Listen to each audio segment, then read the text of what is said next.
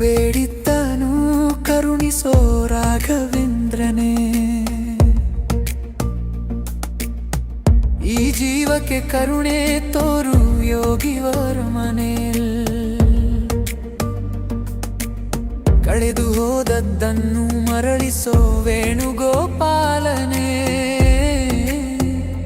ನಿನ್ನ ಕೋಟ್ಯಂತರ ಭಕ್ತರಲ್ಲಿ ನಾನು ನಿನ್ನ ಭಕ್ತನೇ.